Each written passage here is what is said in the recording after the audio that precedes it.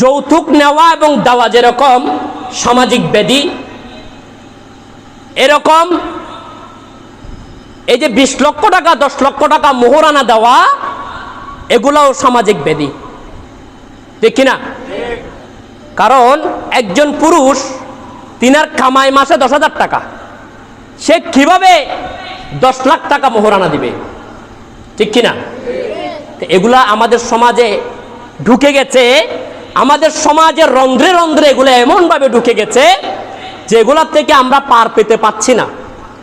যৌতুক যেরকম ভাবে আমাদেরকে খেয়ে বসেছে, ঠিক তেমনি 10 লক্ষ 50 লক্ষ 30 লক্ষ টাকার যে কাবিন মোহরানা, এগুলাও আমাদের ভিতরে আমাদেরকে খেয়ে বসেছে।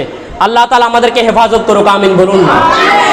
অথচ দেখা যায় এগুলা লেখার মধ্যে থেকে যায় 10 লক্ষ টাকা মোহরানা, 20 লক্ষ টাকা মোহরানা। আজ পর্যন্ত কোথাও দেখেছেন যে 10 লক্ষ টাকা মোহরানা 20 লক্ষ টাকা মোহরানা মেয়েকে বুঝিয়ে দিয়েছে? ওই বিয়ের কন্যাকে বুঝিয়ে দিয়ে বিয়ে করছে, এরকম কোন পুরুষ আছে? এরকম কোন বিয়ে বর্তমানে হচ্ছে? কিন্তু এটাই হচ্ছে ইসলামিক নিয়ম, ইসলামিক সিস্টেম হচ্ছে এটাই। এখন কথা হচ্ছে, আপনি যখন ছেলেটার পারবে 2-3 লক্ষ টাকা মোহরানা দিতে, আপনি যখন 20 লক্ষ টাকা ছাপাই দিলেন, ওই ছেলেটা কোত্থেকে দিবে, ঠিক কিনা?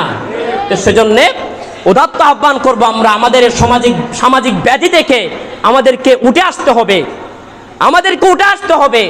আমাদেরকে মোহরে ফাতিমি দিয়ে বিয়ে করতে হবে। সুবহানাল্লাহ বলুন না। সুন্নত বিয়ে অনেকেই করে, ওয়ালিমা খাইয়ে বিয়ে করে, ঠিক কিনা?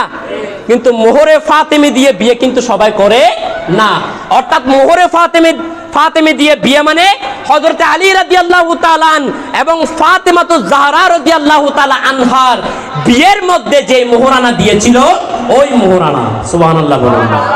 আল্লাহ তাআলা আমাদেরকে মোহরে ফাতিমি দিয়ে বিয়ে করার এবং বিয়ের আয়োজন করার তৌফিক দান করুক, আমিন বলুন না।